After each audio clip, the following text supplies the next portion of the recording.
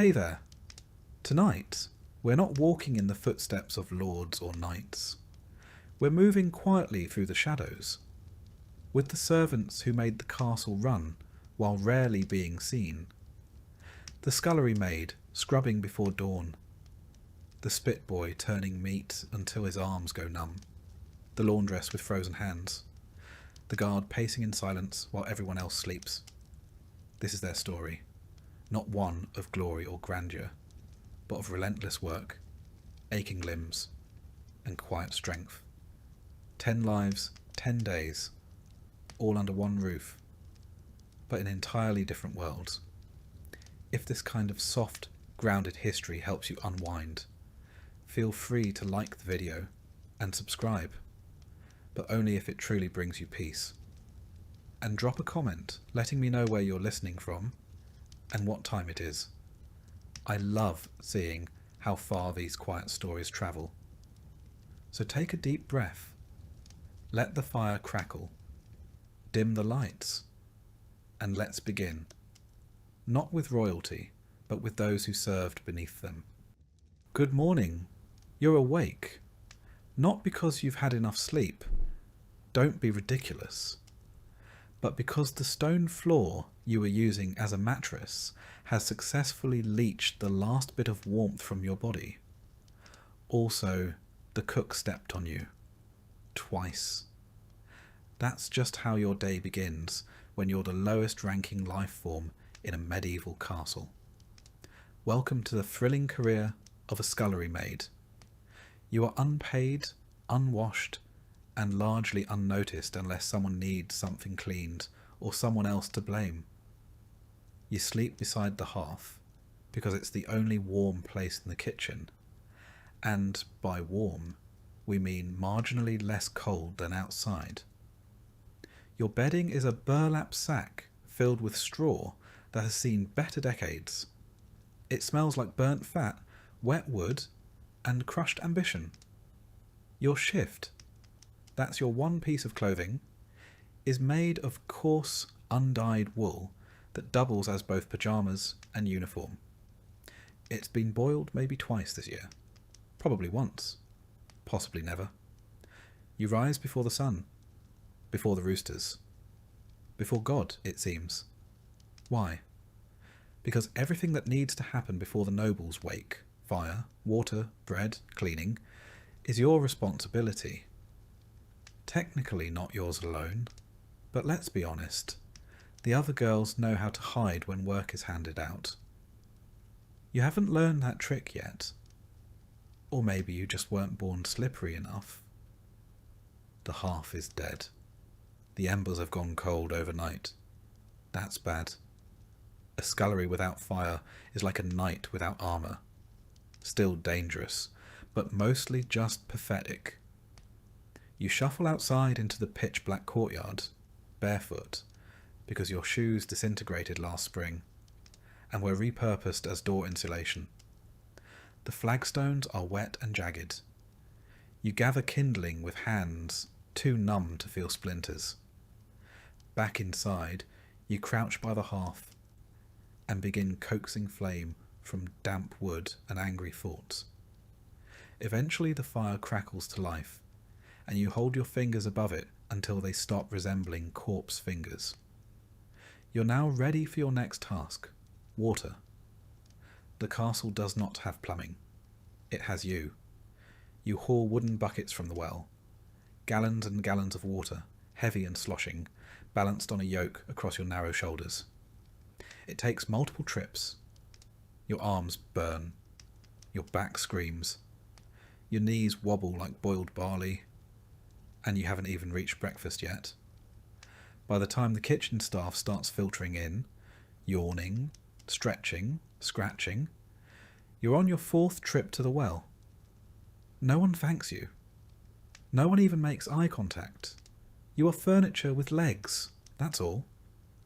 The cook bursts in like a thunderclap, in a bad mood. She's sweating already, barking orders, and armed with a wooden spoon that's been repurposed as a disciplinary device.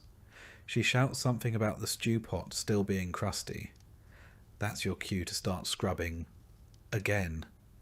You scrub pots until your knuckles bleed. No soap, of course. That's for rich people and sinners.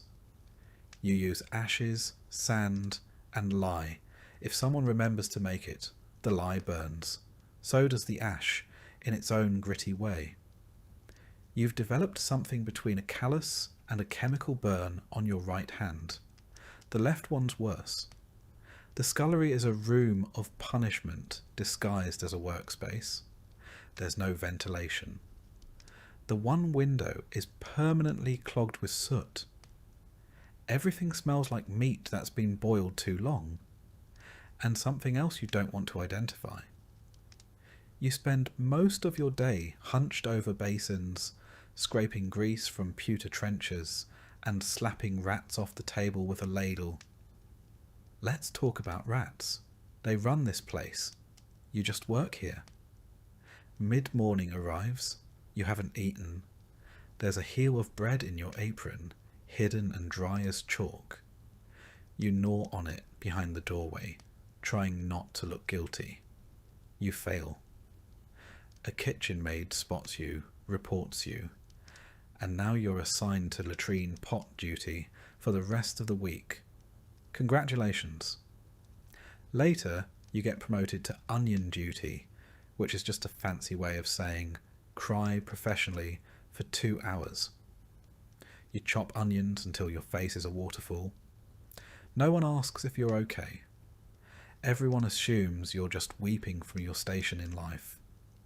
Around noon, the nobles take their first meal of the day.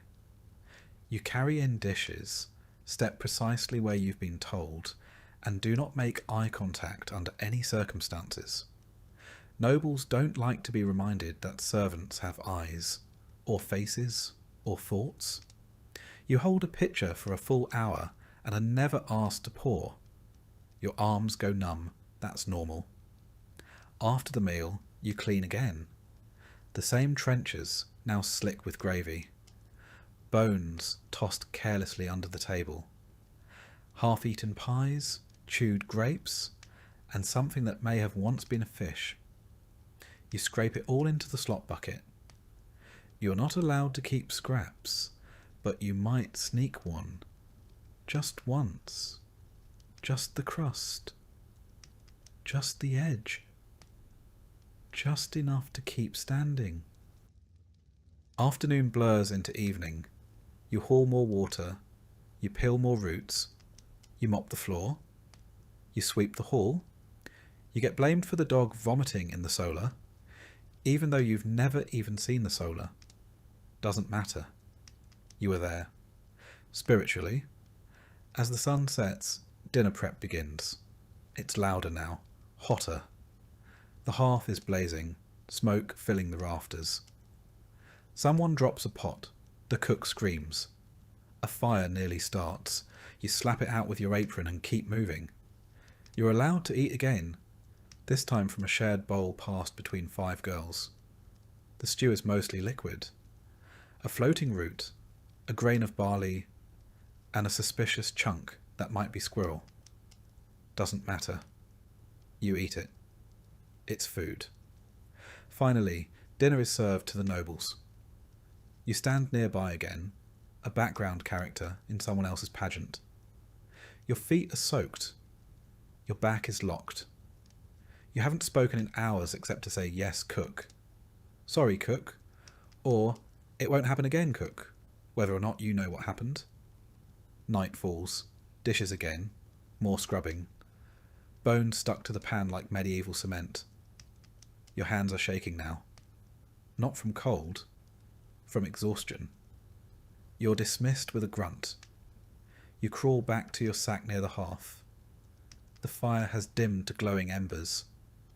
You press close to the stone for warmth. Your tunic is still damp. You smell like smoke, onions, and fatigue. Someone's already asleep beside you. Someone else is crying quietly. You don't ask who. You don't want to know. You lie there for a moment, not asleep, not quite awake, thinking about what came before this. You didn't choose this life. No one chooses to be a scullery maid. You are born into it. Your mother worked in the dairy until her back gave out. Your aunt did laundry until she caught fever from the river. Now it's your turn. You're part of the great medieval inheritance, suffering passed down like a ladle. There's no path up. You don't become a cook. You don't marry the steward. You don't get promoted to lady's maid and learn embroidery under soft candlelight. That's fiction. You grow older. Your hands get worse. Eventually, you're too slow to scrub the pots, and they replace you with someone younger, cheaper, and less likely to fall asleep standing up. So, you pay attention to the little things, the rhythm of the kitchen, the shifting alliances between servants, the unspoken rules of survival. Never correct the cook. Always share the driest part of the bread with the girl who's bleeding. Stay out of the steward's way. If you hear a noble's footsteps behind you, move immediately or risk being trampled, physically or socially. There's gossip, of course, the only currency the servants have. Someone swears the chamberlain is sleeping with the lady in waiting. Someone else says he's in love with the choir boy. Someone saw the knight with the red beard eat 5 figs and throw up into his own helmet. That one is probably true. When there's a wedding or a feast, it's chaos. 3 times the guests, 10 times the work, and no time for anything but frantic scrubbing and silent praying. The nobles celebrate, you blister. By the end of those nights, you're not even tired. You're hollow. And then there's winter, the worst of it. You work through your own cough, your own fever. You wear the same shift for weeks, layered with scraps. There are days when the water in your bucket freezes before you can get back to the kitchen. You keep going anyway, because if you stop, someone else takes your spot. And because you've been told that suffering without complaint is a virtue, especially for girls like you. You used to have a name. People used to say it. Now you're just girl. And maybe you there. You're not special. You're not a hero. You're just another invisible cog in the castle machine. And yet, the castle runs because of you. Because you get up before the sun. Because you know how to quiet a squeaky hinge with goose grease. Because you remember which bucket is clean and which one holds the mop water. Because you scrub the pans until they shine like coins you'll never hold. No statue will ever be carved for you. No song sung. But if you disappeared tomorrow, the kitchen would fall apart in a week. You don't sleep well. You twitch. You ache. Your dreams are strange and half-formed. Sometimes of green fields, sometimes of boats sailing away, sometimes of nothing at all. You wake with your mouth dry and your arms heavy. Another day begins. Another day exactly like the last. And no one notices. Except maybe Lord Crumbs. You are the spit boy.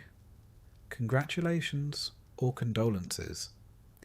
It really depends on how much you enjoy rotating slowly in front of open flame while contemplating your life choices. You're somewhere between 8 and 12 years old, small enough to crouch under the hearth, old enough to not cry every time you burn yourself. You are either orphaned, sold, or your parents were very persuasive when it came to convincing you this was an opportunity. Your job is to sit on a stool, if you're lucky enough to have one, beside the great kitchen hearth and turn the spit. All day, slowly, clockwise mostly, until someone tells you otherwise. Sometimes you're told to stop. Sometimes you're told you were turning too fast or too slow, or that you weren't turning it with enough noble dignity. Once, someone accused you of cheekiness because you blink too often. It's hot. Hot in a way that feels unnatural. Like living inside a loaf of bread that's halfway through baking. Your cheeks are constantly flushed. Your hair is always damp. Your tunic, singed at the hem, smells like every type of meat that's ever passed through this kitchen. You used to like the smell of roasting duck. Now it gives you migraines. Burns. Constant. Blisters. Everywhere. The kitchen has no sympathy. You're just expected to get better at dodging. If you blister your palm, wrap it in a rag. If your eyebrows singe off, grow new ones. If you faint, try to land somewhere that won't spill anything. You don't get breaks. The meat doesn't care if your arms are tired. The fire doesn't care if you're sweating so hard it's dripping into your eyes. The nobles expect their roast goose to spin at the correct angle and pace, or heads will metaphorically roll, sometimes literally, depending on how drunk the steward is. On special feast days, the spit gets longer. Bigger birds, whole pigs. Once, an entire deer. It took 2 of you to turn it. Your partner had a lazy eye and a mean streak. He'd let go of the crank at random intervals, just to watch you panic. You haven't seen him in a while. Rumour has it he's been reassigned to the kennels. You hope the dogs are treating him fairly. You sit for hours in the same position. Your knees go numb. Your back knots up. One time, your foot fell asleep so hard you thought you'd gone lame. The steward called you dramatic and threw a turnip at your head. The kitchen is chaos. Shouting, boiling, clanging. People running into each other with trays of oysters and jugs of wine. You are the eye of the storm. Nobody thanks you. Nobody remembers you. But if that roast comes out uneven, someone will blame the boy who turned it. When the meat is finally declared done, you help pull it off the spit. Carefully. The fat sizzles. The grease drips. If you flinch, you get scolded. If you hesitate, you get slapped. Then it's on to the next roast, or the stew, or the pies, or the boiling cauldron that smells like fermented onions and despair. You don't really know what time it is, ever. Your entire life is firelight and hunger. Sometimes, if you're lucky, someone throws you a bone, literally, not a metaphor. A half-gnawed bone with just enough meat on it to pretend you had lunch. You eat it in the corner with your hands, hunched like a little animal, and then go back to turning. By late afternoon, the fire has turned your cheeks red, and your lips dry and cracked. Your hands are black with soot.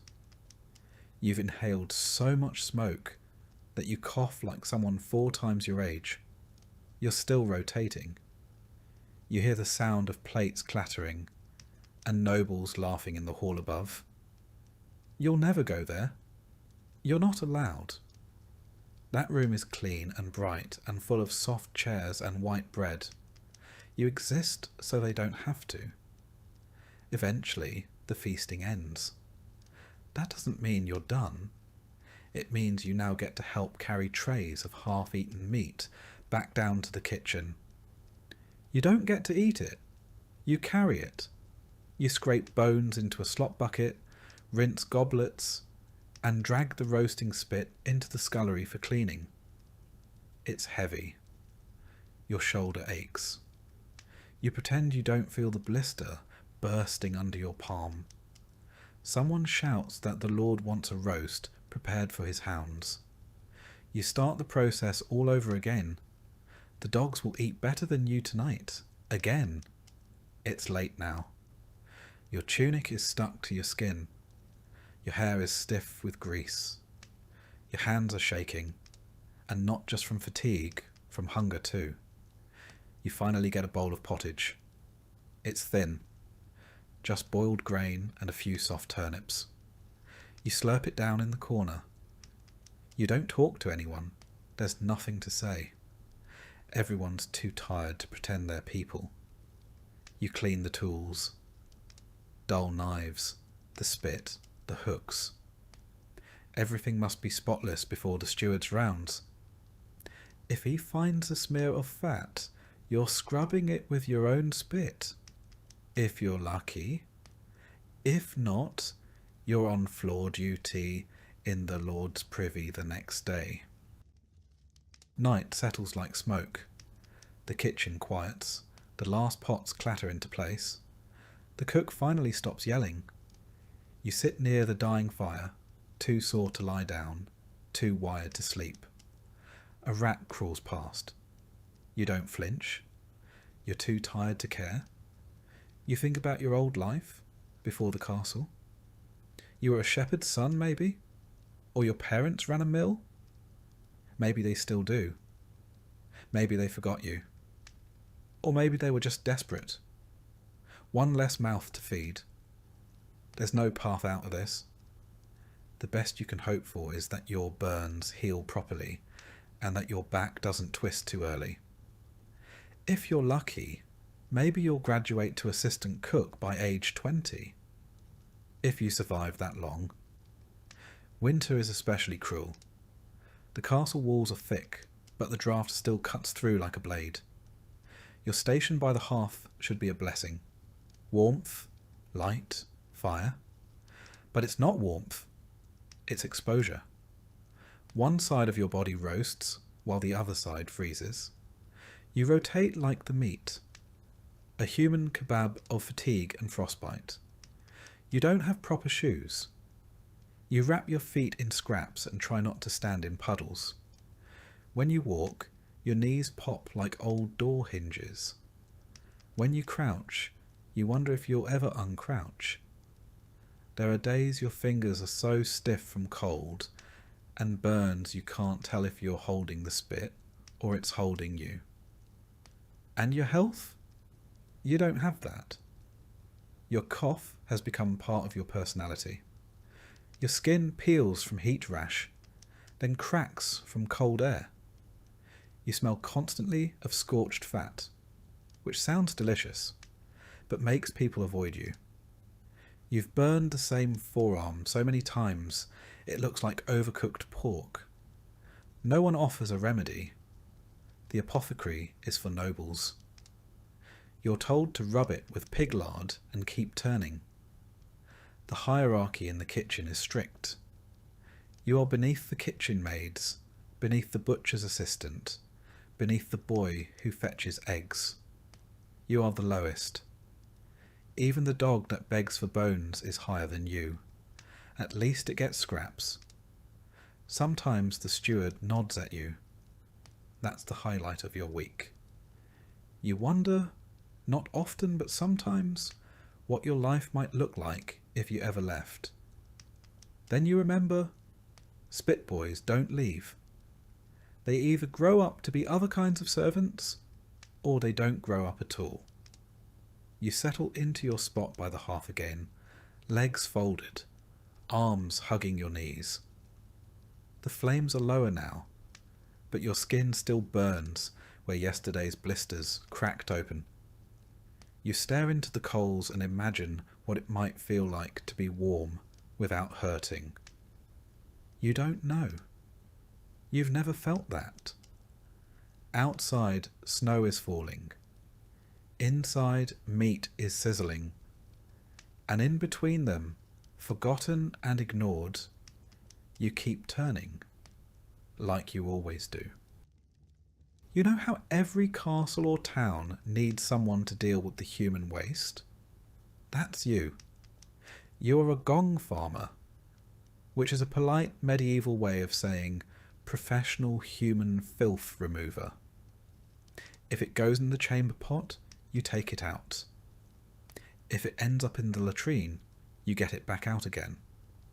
You are the bottom of the bottom, scraping the literal cesspit of society. And somehow, it's a real job. One that paid better than some others. But before you get excited, remember, It paid better because no one else wanted to do it. Your shift starts at night. Not because you're nocturnal, but because no one wants to smell or see you during the day. You're banned from public markets until you've bathed. Not that bathing helps. The stink doesn't wash off. It lives in your pores now.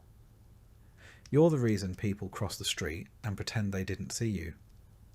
Your tools, a rake, a bucket, and a shovel. Your uniform, layers of thick wool stuffed with moss and whatever you can find to try and block the smell. It doesn't work. The smell finds a way. It always does. Your job is simple. Go to the cesspits. Dig out the compacted, fermented, semi-liquid remains of everything the castle or town has flushed into the earth for the last 6 months. And get it out before it overflows into the streets.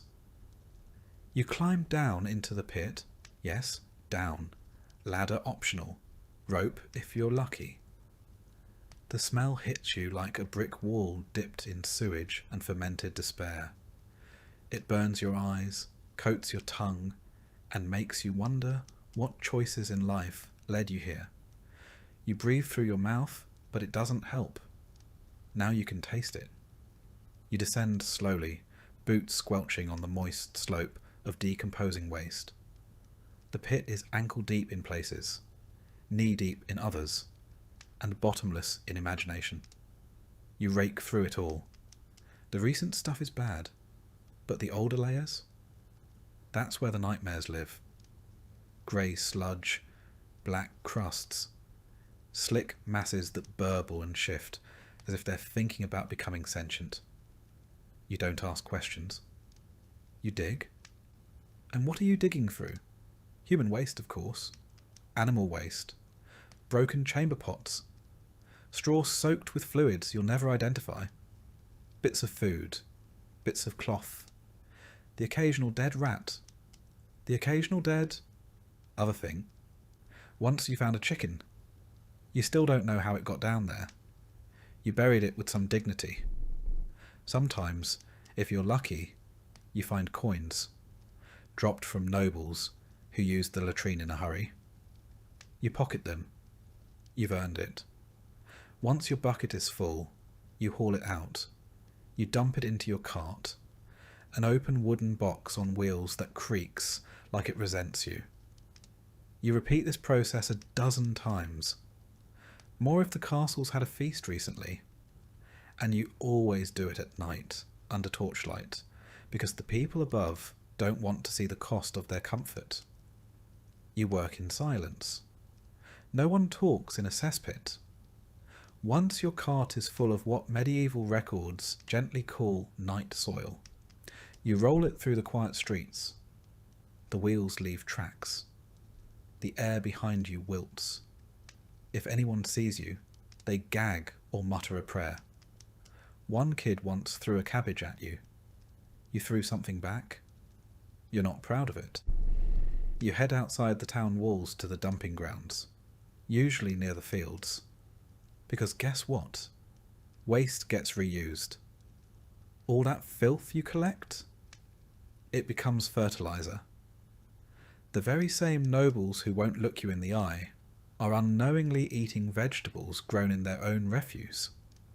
That's what you call medieval recycling. By early morning, you're done dumping, but not done working. You return to clean your tools, which means rinsing them in a pond that's already halfway ruined. You wash your boots, your clothes, your hands. It doesn't help. The stink clings. Your neighbours can always tell what shift you've worked. Some won't sit near you at meals. Some won't even share a table. You try not to let it get to you. You tell yourself it's honest work, important work. If you stopped showing up, the entire castle would flood in filth within the week. You're not a hero, but you're what stands between society and ankle-deep disaster. You eat alone, most days. Your bread tastes like ash. Not because it's burned, just because everything smells like ash, and worse now. You drink ale because the water's not safe, and because, frankly, being sober around your own job is a kind of masochism. Winter is the worst. Not because it's cold, though it is, but because everything freezes. The waste freezes. Your hands freeze. Your breath turns to steam, and then to regret. You've got to hack through icy crusts with a shovel just to reach the warm, steaming horror beneath. It's the only time you'll ever see something warm and be upset about it. Summer isn't better. Summer bakes everything. The stench gets airborne. Flies swarm. Wasps show up for reasons you don't understand. You sweat so much it soaks through your shoes. You've tried everything to mask the smell. Vinegar, crushed herbs, even rubbing yourself with mint leaves. All it does is make the stench floral. People joke about you behind your back. Smells like a gong farmer is an insult. Some people assume you're stupid. You're not. You know how to brace a ladder with one leg while hauling 40 pounds of waste up a rope with the other. You know which side of the pit is safer to stand on after rain. You know which torch oils don't explode when dropped into methane pockets. That's science. Or something like it. And here's the kicker. You make more money than most servants. Yep. This is one of the few medieval jobs that actually paid well. Not luxuriously. You still live in a one-room hut on the edge of town. But better than a cook's helper or a baker's boy. Because no one else wants to do what you do, ever. They'd rather starve than crawl through what you crawl through. That's your leverage, your curse, your wage. By night's end, you're done. You drag your empty cart back to the yard. You lean your shovel against the wall. You sit down on a log. Not because it's clean, but because it's there. You sleep outside when the smell gets too bad. Your wife, if you have one, insists. Your kids say you smell like boiled cabbage and sin. You can't argue. They're right. You close your eyes, but the scent stays. It always stays. You smell it even in your dreams. Your hands don't look like hands anymore. The skin is always cracked. The fingernails black from grime. No matter how long you soak them, the calluses stay. You've stopped trying to scrub them clean. The soap costs more than your dignity. You used to be able to smell flowers, grass, firewood, not anymore. Your nose is broken, not physically, but spiritually. All you can ever smell now is rot. If a cart of apples rolled past you, you'd think they'd gone off. You've been rewired. Sometimes the castle guards joke with you. They say things like, "Don't fall in," and laugh like that's the first time you've heard it. You smile politely and pretend it's funny. Once, one of them shoved you near the edge of the pit for a laugh. You didn't smile that time. You have dreams, rarely, about becoming something else. A baker, maybe. A scribe. But when you wake up, your hands still smell like last night. And so you rinse your face, adjust your sackcloth tunic, and walk back to the pit. Because even in dreams, someone has to carry the bucket. As the sky turns grey and the roosters begin their song, you haul your last bucket, scrape your last shoe, and exhale into the morning. The castle will wake soon, oblivious. The nobles will relieve themselves into gilded bowls, unaware of what happens after. And you'll vanish into shadow again, like the stink you carry. That's your job, that's your role, that's your day. The gong farmer, cleaner of kingdoms, forgotten by all, remembered only by the flies. You wear shoes. That alone makes you higher in rank than 3/4 of the castle staff. They're stiff leather, curled at the toe, and they squeak when you walk, which is unfortunate, because silence is part of your job. You're the apprentice to the chamberlain, which means you carry ledgers, memorize inventories, and pretend to understand what the words protocol and accountability really mean. You're not noble, of course. Don't get any ideas. You're a servant, but you're a servant with access. You enter rooms others only clean. You witness things most peasants couldn't spell. You fetch parchment, write numbers, and maintain calm when the countess is screaming that her linens smell like goat. Your day begins before the lords rise. You wake in the servants' hall near the good fire, the one not used for cooking rats or heating piss buckets. You splash water on your face, comb your hair with your fingers, and brush your tunic clean with your own sleeve. Presentation matters. First task, candles. You walk the long hallways replacing the stubs with fresh tallow tapers. Beeswax is for the chapel and the great hall only. Everyone else gets the cheap stuff that smells faintly of sheep. As you move from room to room, you know anything out of place. That's your second job, to notice.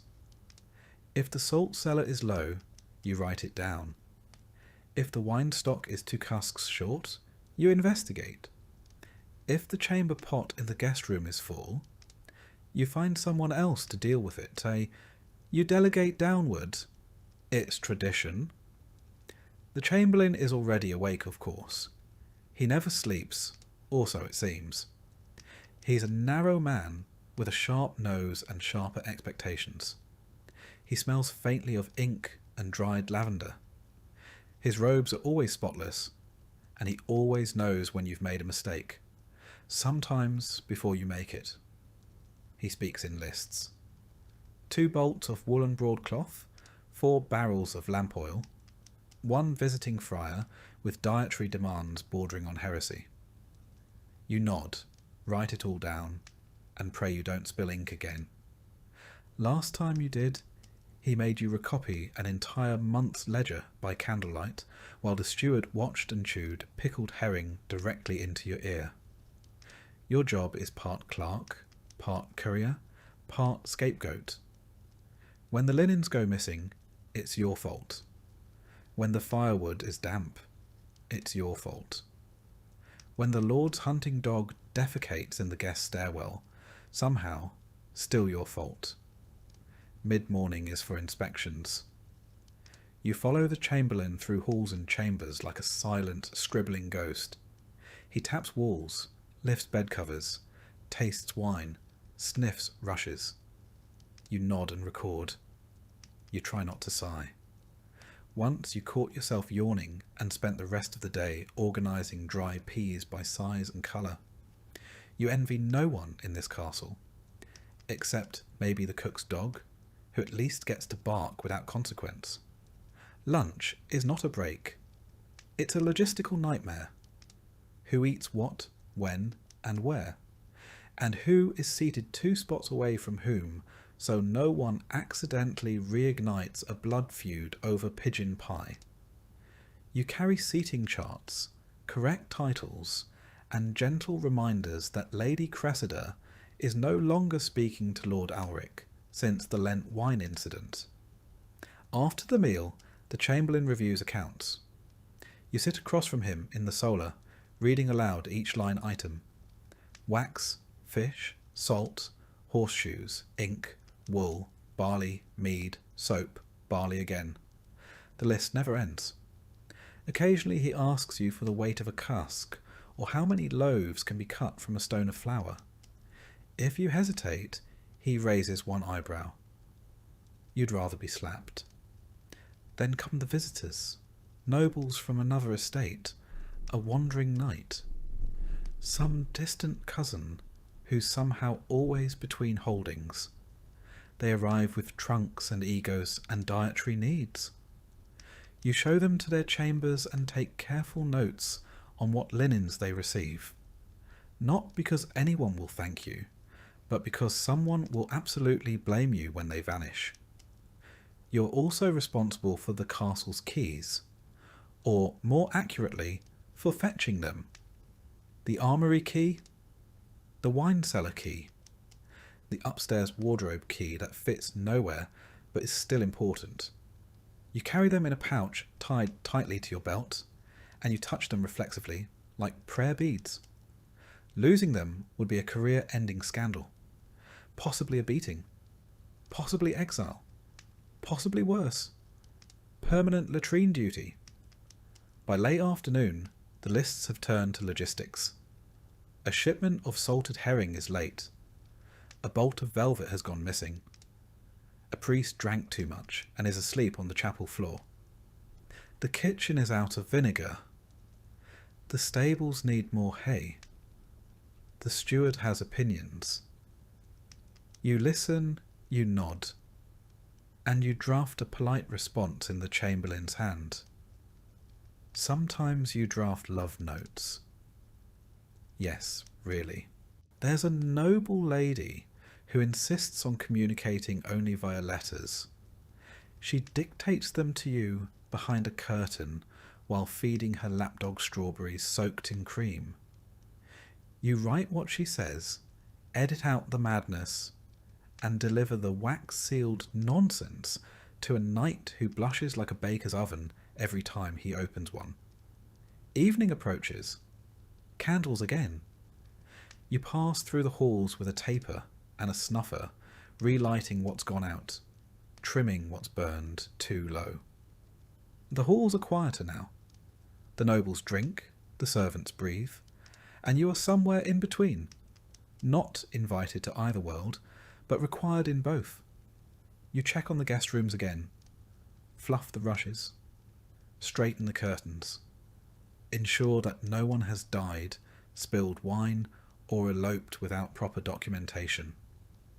By now your feet hurt, your head pounds, and your fingers are stained with wax and ink. You haven't eaten since morning, but you won't eat until the chamberlain finishes his supper and dismisses you. Sometimes he forgets. You sit outside his chamber for an hour while he recounts stories from his youth to a bored page boy who probably dreams of becoming a knight. You doze with your chin in your palm and your stomach caving in. Eventually the door opens. You're dismissed with a flick of two fingers. You bow, murmur thanks, and retreat to the servants' quarters. Your bunk is narrow. The fire's out. Someone else has stolen your blanket again. You lie down, still half-dressed, and stare at the ceiling. You wonder if this is what power smells like. Tallow, ink, sweat, and lavender. You used to think working near the nobles would be exciting, that you'd hear secrets, learn how power works. You've heard the secrets, all right, mostly about hemorrhoids, stolen pastries, and who thinks whom is insufferable. As for power, it's just more rules, more ways to fail. The Chamberlain says you're learning discipline. What you're learning is exhaustion. What you're learning is how to be invisible, indispensable, and ignored at the same time. You've become fluent in silence, skilled in being present but forgettable. There's talk of promotion. Maybe one day you'll be assistant to the steward, or manage the cellar books. Maybe. More likely, you'll keep doing this until your back gives out or your eyes go bad from reading numbers by candlelight.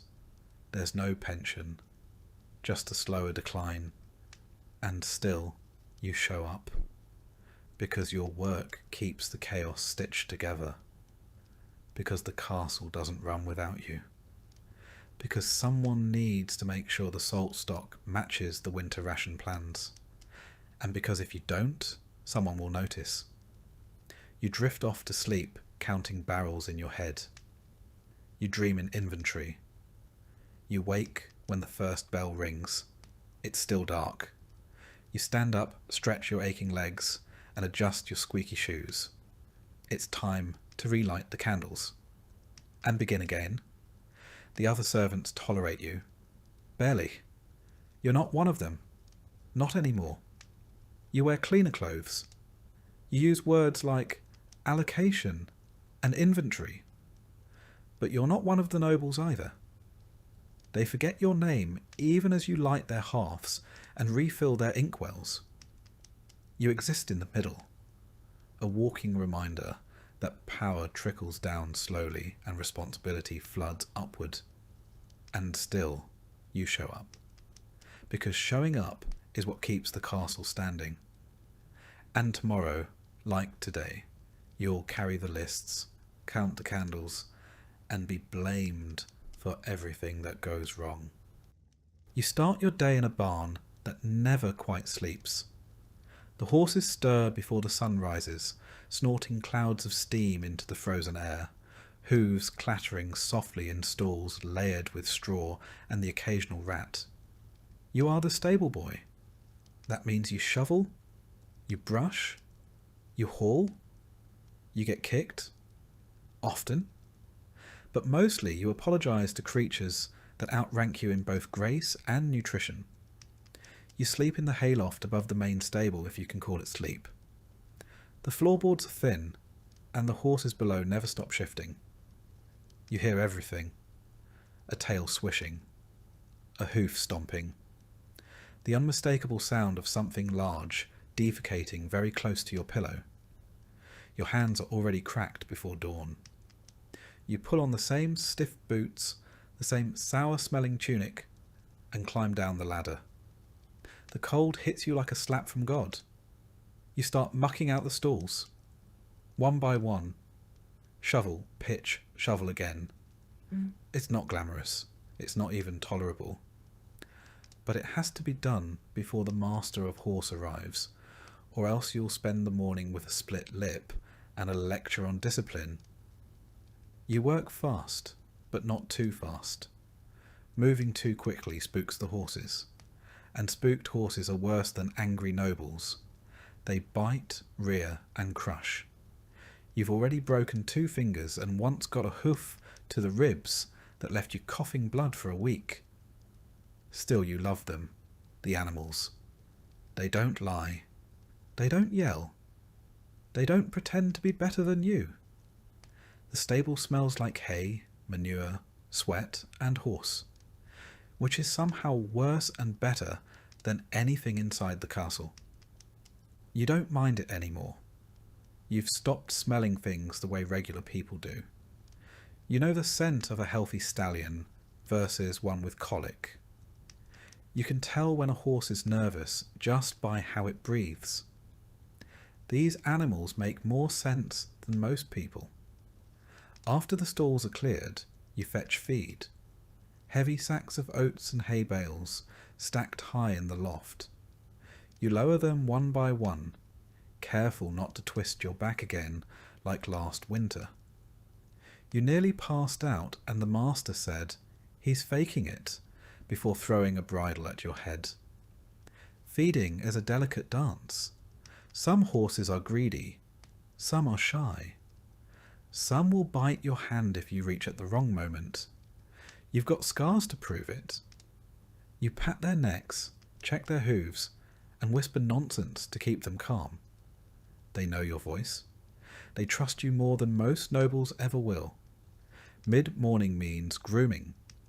You brush, curry, clean hooves, and untangle manes. You pluck burrs, wipe noses, and scoop more dung than you care to count. If the lord is riding, you polish the tack until it gleams. Not because he'll notice, but because the master of horse will. And if anything is amiss, it's your hide that gets tanned, not the leather. Sometimes the nobles bring dogs into the stable. Hunting dogs. Loud, twitchy things with more pedigree than sense. You clean up after them too. No one ever says thank you. When the lord decides to ride, and he always decides last minute, everything changes. The stable turns into a whirlwind. You saddle his best gelding, the one that doesn't like to be touched. You check the straps 3 times. You wipe the bit with a cloth. You make sure the stirrups are exactly how he likes them. Too short, of course. Because fashion over function is eternal. Then you stand aside, quiet and invisible, while he mounts. If the horse fidgets, it's your fault. If he slips in the mud, it's your fault. If he falls and breaks a nail, it's probably still your fault. You'll hear about it for weeks.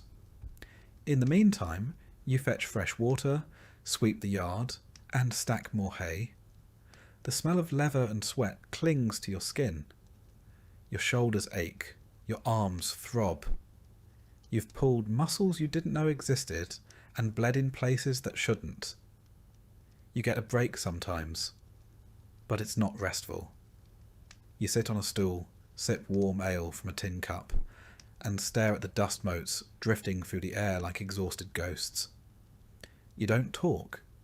Your jaw hurts from clenching it. Your body hurts from existing. But the horses still need brushing. In winter, it's worse. Your fingers go numb even inside gloves. The troughs freeze. The breath from the horses steams in the cold like dragon smoke. You break ice with a hammer just to get them a drink. Sometimes you wonder if anyone inside the castle even knows the stable has no insulation. In summer, you're a walking blister. You sweat through your tunic, your shirt, your soul. Evening arrives with flies. Clouds of them. They gather in the corners of the stable, buzzing like tiny curses. You swat them away half-heartedly while cleaning out the last stalls.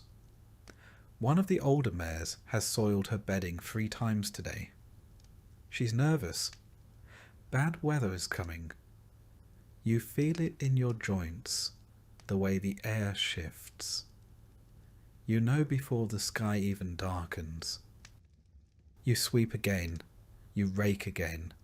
You scrub the troughs with a fistful of straw and an old brush that lost its bristles 2 years ago. No one replaces it. No one notices but you. The master of horse checks in one last time. He grunts if he's pleased. He yells if he's not. You've learned to measure your day in the distance between his voice and your face. You sneak a few carrots from the feed room. One for the grey mare, who doesn't bite. One for the chestnut, who only bites strangers. They nuzzle your hand with soft velvet noses. It's the closest thing to affection you get. When the sun goes down, you climb the ladder to the hayloft again. Your bed is a pile of rags and straw. It smells like mildew and saddle oil. You lie down in your clothes. There's no point undressing. You'll only have to put it all back on in 5 hours. You listen to the horses breathing. You listen to the wind pressing against the wooden slats. You count hoofbeats in your dreams. You'll be up before dawn. Again, no one at court knows your name. They call you boy, even though you're nearly 17, and your back creaks like a drawbridge. When you pass in the halls, they wrinkle their noses. Not because you're rude, but because you smell like a life they don't want to imagine. Still, some nod. The kitchen maid leaves you crusts. The blacksmith grunts a greeting.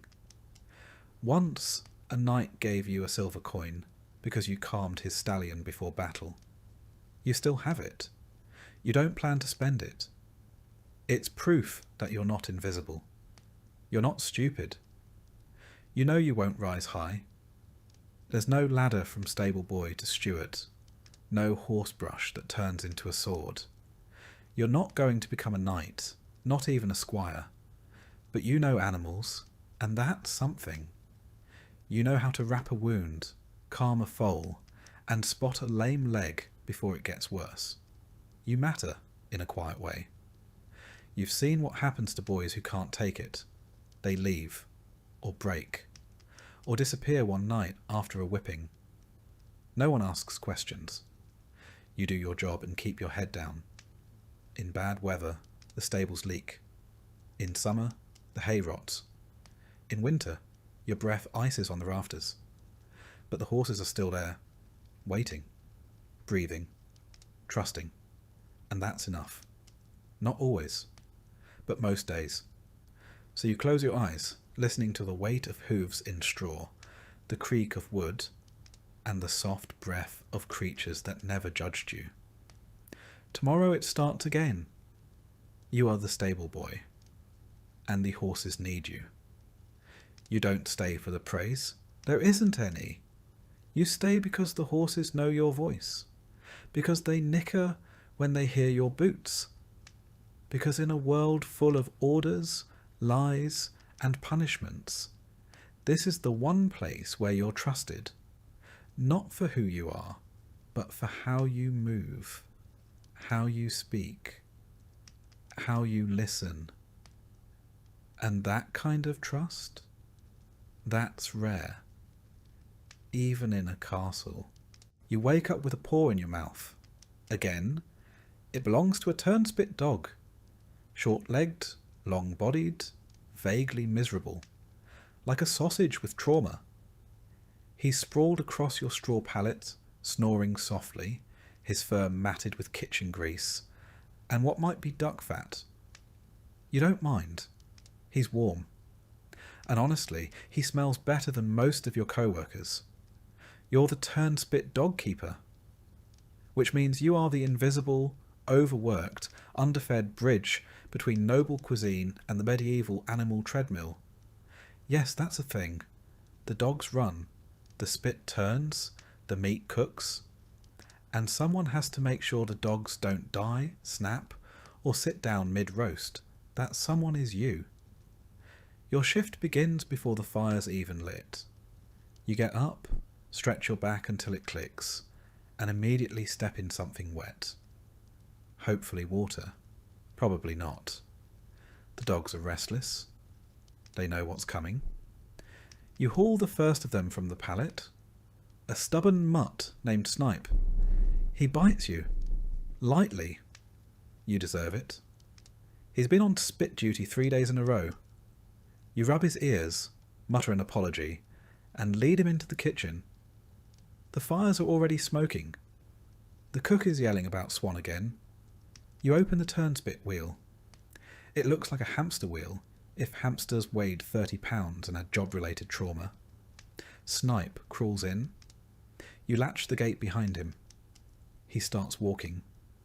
The spit begins to turn.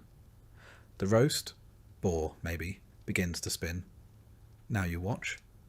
You time, you bribe, you beg. The trick is keeping them moving without pushing them too hard. If the dog slows down, the roast cooks unevenly, and the cook throws things. Hot things, sharp things, emotional things. If the dog stops completely, the spit jerks, the meat slips, and you spend the rest of the morning being told that you've ruined Christmas. It's May. There are 4 dogs. You rotate them like wheels on a cart. 2 on duty, 2 resting. But none of them really rest. They just whine, twitch, and gnaw on old bones in the corner, while you rub their legs and whisper encouragements like you're raising canine gladiators. You clean the wheels too. Not because anyone tells you to, but because they squeak loud enough to make the cook's temples throb. You learnt that lesson last month, when a squeal mid-banquet earned you a ladle to the forehead. Sometimes the Lord himself walks through. He doesn't speak to you, just nods vaguely toward the meat and compliments the earthy flavour. That's your sweat, and probably some dog hair. You're welcome. Feeding the dogs is another gamble. They're not supposed to eat scraps from the noble table, but you do it anyway. No one wants to run on an empty stomach, and dried peas aren't exactly performance fuel. So when no one's looking, you slip them bits of goose fat or crusts soaked in gravy. They love you for it, until one of them bites your thumb off, which almost happened last week. burns are common. Your forearms look like parchment. The kitchen is a furnace. Even in winter, it's a wall of smoke, heat, and shouting. In summer, it becomes a punishment from God. The fire never goes out. Not really. Even at night, it smoulders. And you sleep nearby, just close enough to be useful, just far enough to be forgotten. You've inhaled so much ash that your snot comes out black. Your cough sounds like a dying bellows. Your eyes are permanently red, which at least hides the tears. You used to think dogs were cheerful, loyal, friendly. Now you know better. These are working dogs, bred not for companionship, but for endless mechanical endurance. They don't want affection, they want your bread. And if you're late feeding them, they organise a rebellion. You once walked into the wheel room to find 3 of them sitting in a circle, chewing your shoe. No one taught you how to train them. You just learned by trial, error, and blood loss. You keep a stick nearby. You don't like using it. You really don't. But sometimes they refuse to run.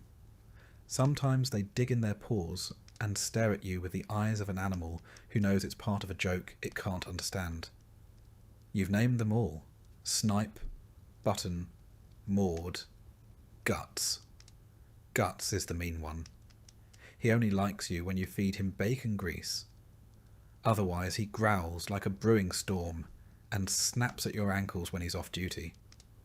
You think he sees the world the same way you do. Tired, greasy, and full of smoke. Once, a noble child wandered into the kitchen. She pointed at the dog wheel and said, "Look, a spinning puppy." You smiled. Then her tutor yanked her away and glared at you like you'd exposed her to something indecent. You didn't say a word. You never do. At some point, you realise your posture's changed. You walk hunched now, from years of ducking under low beams, crouching beside dog pens, and carrying iron spit still hot from the fire. Your hands are covered in calluses and burns. Your knees ache when it rains. You're 17. You used to dream of being a falconer. You thought maybe you'd train birds, walk through forests, wear a leather glove and squint at the sky like you understood something. Now you can't even hear birds over the constant drumming of paws in a wheel. When you do get a moment alone, you sit by the back door, just out of sight. You let one of the dogs curl up next to you, usually Maud, the quiet one. She's the only creature in the kitchen that doesn't demand anything. She just breathes, warm and real, and you rest your head against the side for a minute. Maybe 2. Then the bell rings again. More meat, more spinning. No one thanks the dog. No one thanks you. At night, you scrub the grease from your arms with sand and prayer. You curl up in straw, listening to the slow pant of sleeping dogs and the lingering sizzle of fat in the hearth. You dream of running. Not from anything, just running. And the wheel keeps turning. Sometimes you hear the nobles talk about the charm of rustic kitchens. They mean the decor, the roasted swan, the smell of herbs they think came from the garden, and not from the sweat of the scullery maid who harvested them barefoot in the dark. They don't know you exist. They don't know the dogs exist. If they do, they think it's quaint. A detail for the minstrels to include in their songs. The turning hounds of House Wexford, or something equally oblivious. You once overheard a bard say that turn-spit dogs enjoy the exercise. You nearly choked on your own laugh. You've learned a strange patience working here. You don't argue. You don't complain. You just keep the wheel turning. You feed the dogs, tend the injuries, clean the wheel, and hope the day ends without blood. You've seen worse.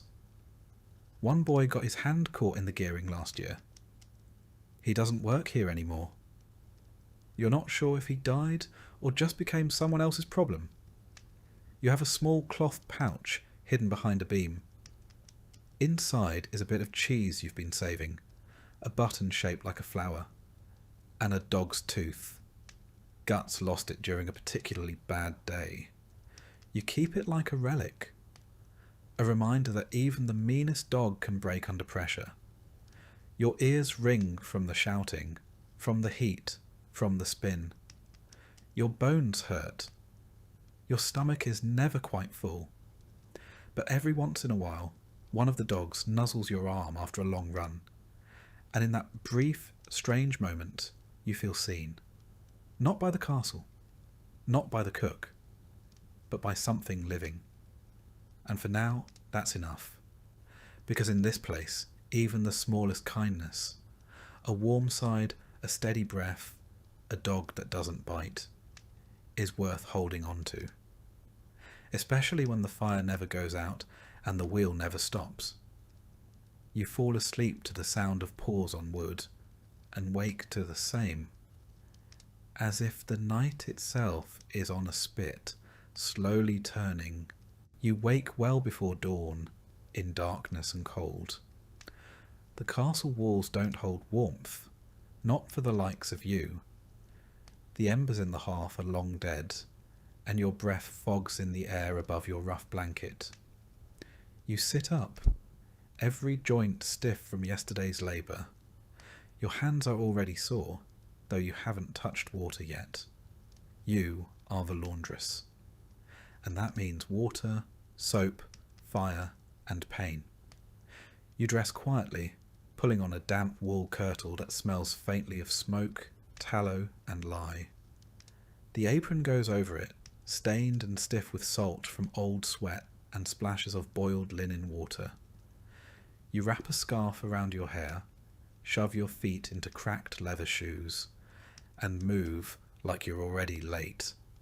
Because you are. The castle is mostly asleep as you pass through the cold stone halls, carrying a basket filled with the previous day's laundry. Shirts yellowed with sweat, underthings damp with fear, linen napkins stained with wine or worse. Some of these pieces belong to nobility, and any error, any shrinking, tearing, staining, will be treated as a personal offence. You've seen girls dismissed over a scorched tablecloth. You've nearly been whipped over a missing chemise. In the courtyard, you fill 2 wooden buckets at the well. The pump groans. The water splashes cold and loud in the morning silence. You carry the buckets balanced on a yoke over your shoulders. It digs into your skin with every step. Past the smokehouse, past the scullery, to the yard where the great copper boiling pot waits blackened over yesterday's ashes. You light the fire underneath with trembling hands and flint. By the time the water starts to steam, the air is sharp with smoke and your fingers are red with cold.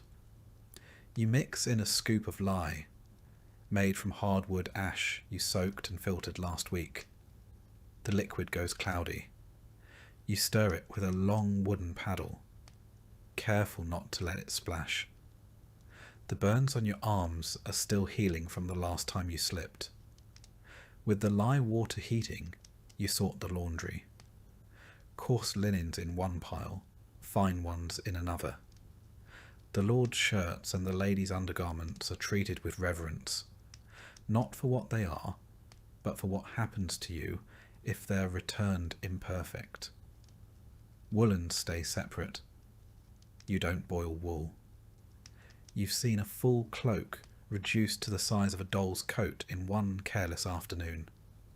You begin with the soak. Linens go into the hot, lye-laced water and are stirred gently to loosen the stains and stench. Then comes the scrubbing.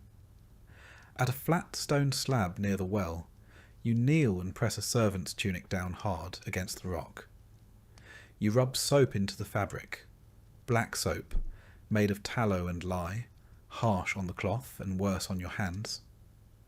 You scrub it in strokes, knuckles whitening. The stone is rough and the cloth is heavy, waterlogged and stubborn. When you dunk it into a barrel to rinse, the water clouds instantly. You smile faintly. Progress. The rinse water is cold. So cold your fingers go numb within minutes. You work anyway, switching hands, clenching them to keep the blood moving. Every now and then, you blow on your fingers and flex your wrists, but it barely helps. You think of other women, the scullery maid, the wood carrier, and know they're cold too. It doesn't make you feel better. It just reminds you you're not alone. Once the worst of the dirt is out, you haul the linens to the stream that runs behind the outer wall. There, in the shallows, you beat the larger items, sheets, tablecloths, with a wooden paddle. You swing and smack and swing again, the water splashing up your sleeves. Every blow knocks out dirt. Every splash soaks your skin. You can barely feel your knees in the mud. Around you, a few washerwomen from the village do the same. No one speaks. No one needs to. The only sound is water, wood, and the occasional sigh. When the linens are beaten, rinsed, and twisted dry by hand, a process that leaves your shoulders screaming, you drape them over bushes or on long ropes strung between trees. In summer, they dry in the sun. In winter, you hang them near the hearth, praying they don't catch fire. Damp fabric and open flames make uneasy neighbours. You tend the fire again, check the boil, stir the next batch, fetch more water. You lose track of time in the repetition. Haul, soak, scrub, wring, hang. By midday you can't feel your forearms. By afternoon, your lower back is a knotted rope. There's a moment, though, when the lady's veil comes clean, a stubborn wine stain finally gone. You hold it up, steaming, white against the smoke-dark sky, and feel a flicker of pride. Brief. Then you spot a fray at the hem and mutter a curse. You'll have to patch it and pray no one notices. When all is hung and steaming gently in the afternoon wind, you sit for a moment on an upturned bucket, just to breathe. You tear a bit of crust from the pocket of your apron. Hard bread, mostly stale, but food all the same. You chew slowly and watch the linen dance in the wind. Then you're back at it, collecting the dry, folding the crisp, cold shirts, checking for mist stains or lingering damp. You sort the noble garments into a separate basket, laying a cloth between each folded item like layers of armour. You will deliver these by hand, quietly, without making eye contact, without drawing attention. You are invisible. You must stay that way. At the kitchen door, you exchange a nod with the scullery maid, who smells like fish and onions and exhaustion. Inside, the cook shouts something about missing cloths. You wordlessly pass her a folded bundle of kitchen rags. She grunts her thanks. You leave before she can remember your name. The last stop is the Lord Solar. You knock. A servant answers. You hand him the basket with a practised bow. He doesn't thank you. He closes the door. Your hands are raw. Your neck aches. Your back feels twisted.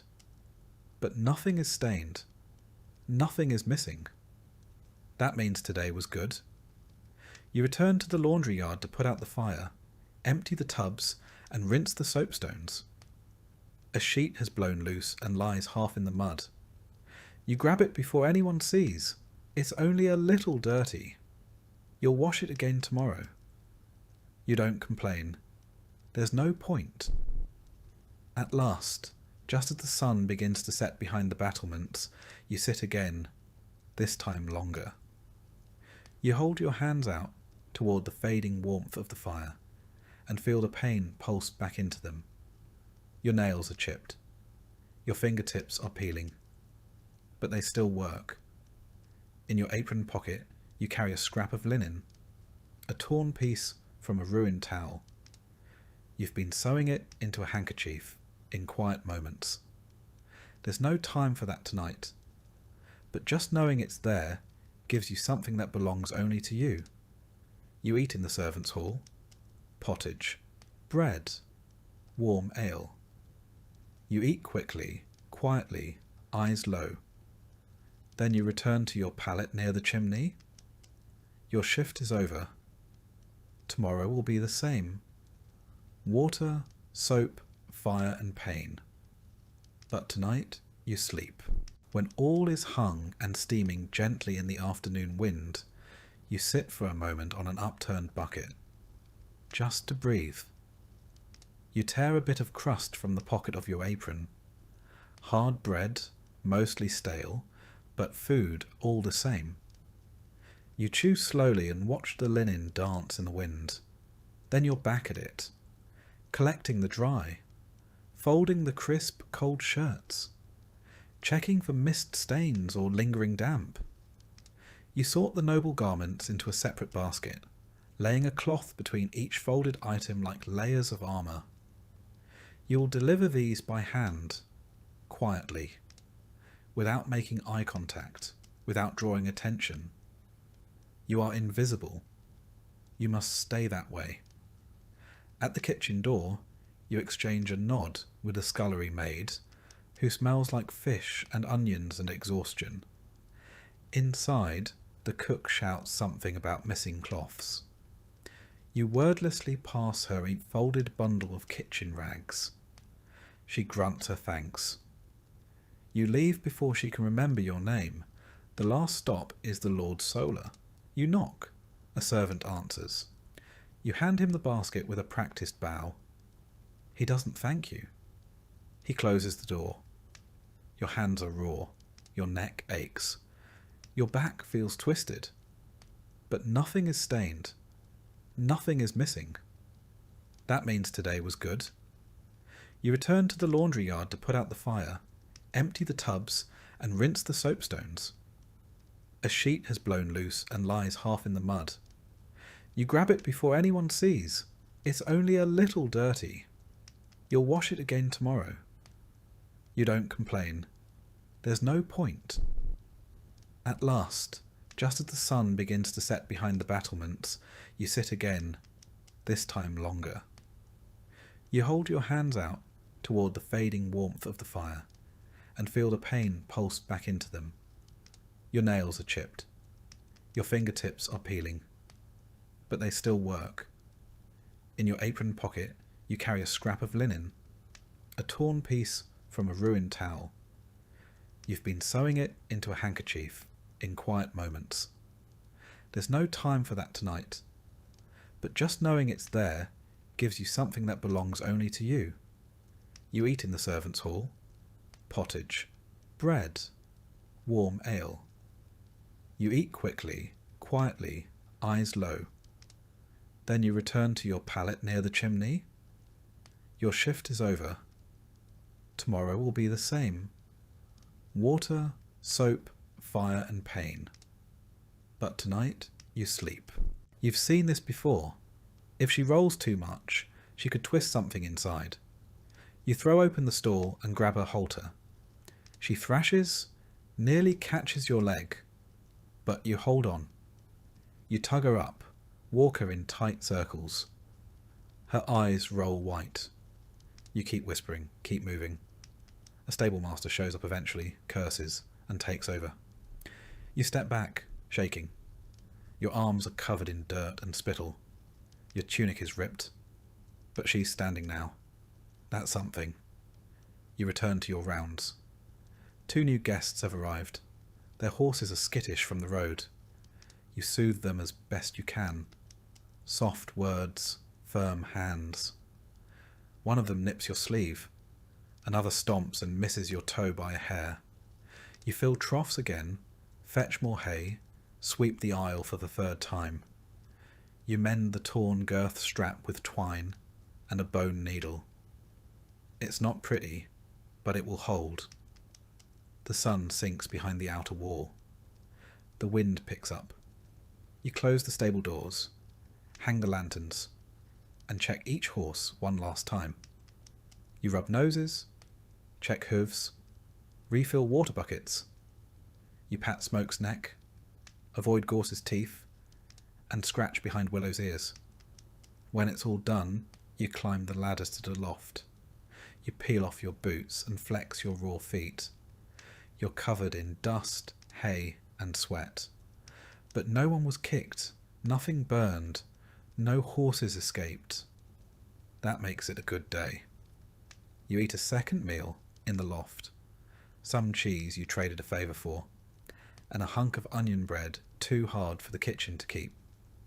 You chew slowly, legs tucked beneath you for warmth. Outside, the castle glows faintly with torchlight. Laughter floats from the great hall. Somewhere, a minstrel plucks a lute string. You hear it through cracks in the wood. It sounds like a dream someone else is having. You don't mind. The horses below shift in their stalls. One snorts, one whinnies softly. They're settling, same as you. You lie back in the straw, arms folded under your head. Your fingers ache. Your knees crack when you stretch. Your back feels like a plank. But you are not dead, and none of the animals under your care are either. That counts for something. You think about the stories they tell, about knights, kings, tournaments. They all forget the boy who saddled the horse, who mucked the stall, who whispered to the animal that would carry a lord into glory or death. That's fine. You're not here to be remembered. You're here to work, and to sleep when the work is done. The wind rattles the shutters. Below you, hooves scuffle. And slowly, slowly, the weight of the day pulls you down into sleep. Your last thought before sleep is of a hoof print, perfectly stamped in the mud, rimmed with frost, still steaming from the warmth of the horse that left it. It won't last. It'll vanish by morning. But for now, it's real. And so are you. You wake with a jolt, the butt of your spear still clutched in one hand. You must have nodded off. Again, but only for a moment. You're sure of it. The brazier beside you is nearly out. Just a few orange coals crackling faintly in the darkness. You rub your eyes, shift your weight on the cold stone bench, and peer through the arrow slit beside you. Still night. Still fog. Still your watch. You're the castle guard. Not a knight, not a soldier. Not a man-at-arms with songs written about him. Just a guard. You stand, you wait, you freeze. And if something goes wrong, you're the first to die. It's your second night shift this week, and your knees already ache. You roll your shoulder, feel the bruise from yesterday's training drill. A wooden blade slammed into your side hard enough to rattle your ribs. The sergeant called it a learning moment. You called it something else, silently. Your job is simple. Watch the gate. Watch the wall. Walk the perimeter when the bell strikes the hour. Report anything strange. And don't fall asleep. You listen for the bell now. Distant. Muffled. Probably 5 hours till dawn. The wind whistles through the murder holes overhead, sharp and steady. You pull your cloak tighter. The wool is thin and doesn't help much, but it's all you're issued. Your breath fogs in the torchlight, curling into the stillness like smoke from a dying fire. You stretch your legs and walk a slow circle around the gatehouse interior. The stone floor is slick with old condensation and soot from the torches. You know every crack, every uneven flagstone. You've paced it too many times to count. At the outer parapet, The wind hits harder. Your cloak flaps against your legs. The courtyard below is quiet. A lone dog sniffs around the kitchen door. Somewhere, a drunk stumbles out of the barracks latrine, mumbling a tune and failing to close the door behind him. You don't cool down. Not your problem. Not tonight. You check the iron hinges on the main portcullis. Still locked, still rusted. Still your responsibility if it jams when it's needed most. You run your gloved hand down the edge. It's freezing to the touch.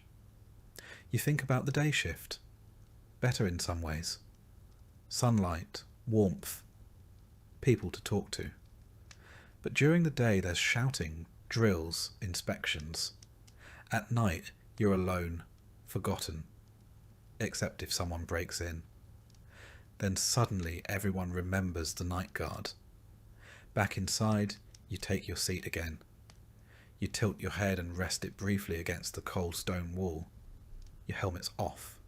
Too heavy for hour 7 of nothing. You rest your hand on your spear like it's a staff or a crutch. Maybe both. You hear something.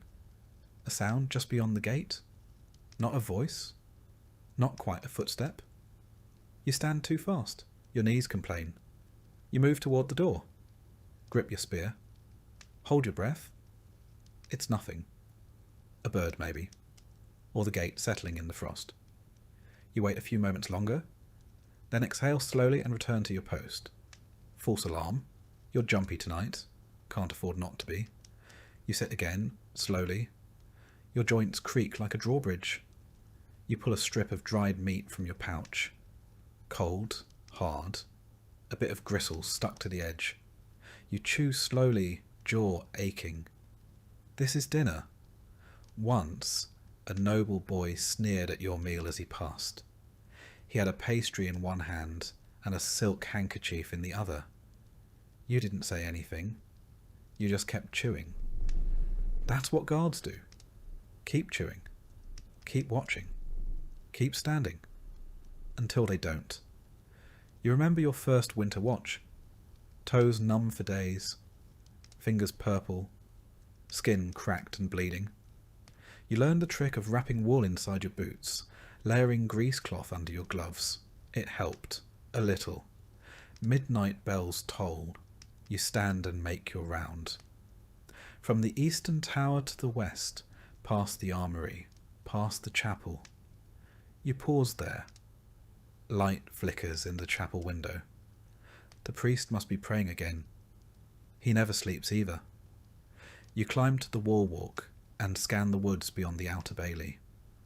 Black trees sway in a sea of mist. The moon casts a pale stripe across the fields. You see no movement. You see everything. You think of your mother's farm, of harvest moons and cider, and wonder if she's still there. You hope she is. You make it back to your post just as the brazier dies completely. You don't bother relighting it. The cold keeps you awake better anyway. Sometime after the last bell, the captain arrives. His boots echo on the stone as he enters. He doesn't speak at first, just looks you over, checks the ledger, taps the pike rack once with the butt of his halberd. Still breathing? He asks. Barely, you answer. He grunts, then passes by without further word. He never says, good work. You're not here for praise. You're here because someone has to be. He leaves. You stretch once more, rotating your shoulder. The fog is lifting. The sky to the east is beginning to pale. Soon the bells will ring for morning prayer, and your shift will end. The day guards will arrive, loud, well-rested, and freshly shaven. You'll nod, hand off your spear, and disappear back into silence. You descend the tower steps and make your way to the barracks. Your cot is rough. The blanket smells of mildew and smoke, but it's yours. You peel off your cloak, Set your boots beside the bed and sit a long moment before lying down. As your eyes begin to close, you hear the castle come alive, shouting in the yard, buckets clanking, the cook's voice barking orders. You've earned your sleep, but you know you'll be back tonight. The castle doesn't guard itself. There was a time last year, you still remember it, when bandits tried to storm the gate. Not many, just 6 or 7 desperate men, starving, drunk on stolen wine. They came after midnight, thinking the wall guards were asleep. You weren't. You sounded the bell. You shouted. You held the gate while others armed themselves. One of them, a tall one with an axe, almost made it to the portcullis. You caught him with a spear thrust through the ribs. He collapsed at your feet, died gurgling in the dirt. You didn't sleep for 3 nights after that, but no one thanked you. The steward sent down an extra crust of bread. The sergeant nodded once, said, "You did your job?" That was it. You did sleep eventually. And when the bruises faded and the frostbite healed, you were posted right back on the gate, because now they trusted you to stay awake. That was your reward. You shift your weight again, bones grinding. Your hip has a knot in it from years of leaning on stone. You ignore it. You've gotten used to ignoring things. Hunger, cold, the sneers of nobles, the fear of being the first to die if anything truly bad happens. And yet, despite everything, there's pride. Not the kind people toast in halls, but the kind that keeps your back straight when no one is watching. You keep the castle safe. That matters, even if no one sees it. You adjust your gear one last time before bed. The leather straps of your jerkin are cracked, the iron studs dulled from years of wear. Your helmet, dented at the rim, hangs beside your bunk. You should replace it. You won't. It still works. Around you the other guards breathe deep in sleep. Some snore. One twitches as if fighting in his dreams. You envy them. They've done their part. Now they rest. You lie on your side and stare at the wall. The mortar lines look like roads on a map, winding and uncertain. You trace them with your eyes until they blur. Somewhere above, in the solar, nobles stretch in feather beds. Below them, you sleep with a knife under your pillow and your cloak wrapped around your feet. And still, if something were to go wrong in the dead of night, it would be you they send first. Because that's what castle guards are for. You close your eyes, and for a few precious hours you don't have to watch anything. You rise in silence. It's not that anyone is asleep near you, it's that they're all long gone. The scullery maid is curled up by the hearth. The stable boy has vanished into straw. The cook's snores echo faintly through the kitchens. But your work begins now. In the hollow hours no one else wants, you are the night watchwoman. You're not a guard exactly. You don't wear armour. You don't carry a sword. But you walk the halls with a lantern in one hand and a key ring in the other. And if something catches fire, if someone cries out, or if something moves that shouldn't, it's your problem. You wear soft shoes, patched and tied with scraps of cloth. You move without echo, that's the rule. Your dress is wool, thick and plain, with extra layers underneath, because the corridors at night are cold enough to crack teeth. Your lantern clicks once as you light it. The tallow candle flickers, casting long shadows across stone. You check the nursery first. 2 noble children, sleeping fitfully beneath embroidered quilts. You don't know their names. You know when they have fevers, though. You know which one wets the bed. You straighten the blanket and leave without a sound. Next, the Hall of Tapestries. Grand scenes of battles and blood and glory. You pass them slowly, your flame dancing in the glassy eyes of long-dead knights. Something creaks behind you. You don't turn around. Just keep walking. You're not paid to be scared. You pass the library next. It's locked, but you check the door anyway. The last time it was left open, rats chewed through a manuscript, and the steward barked about it for a week. You jiggle the handle. Firm, you move on. The chapel is quiet. A votive candle still burns at the altar. You pause to snuff it, not out of irreverence, but caution. Last winter, a stray ember nearly caught the drapes. You touch the iron candlestick to make sure it's cold, then continue. You climb a narrow stairway, lantern held high. Your legs ache. This is your third round tonight, and the castle isn't small. You walk with purpose, not hurried, not slow. Your ears stay sharp. You hear the creak of wood, the scuttle of mice, the faint drip of condensation off stone. You know every sound the castle makes. What's normal? What isn't? In the east wing, you find a window open. That's not right. It's latched from the inside during supper hours, and no one has reason to open it now. You set your lantern on the floor and close the window quietly. You don't report it. The steward doesn't believe in ghosts. You do. You check the laundry room next. Rows of steaming linens hung from rafters earlier are now stiff with cold. You tug one cloth down, a noble's cloak. Someone left it too close to the wall torch. The hem is singed. You sigh. You'll fix it yourself before anyone notices. You take the cloak with you, folded under your arm.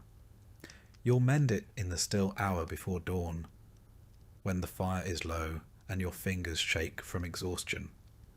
The kitchen corridor is next.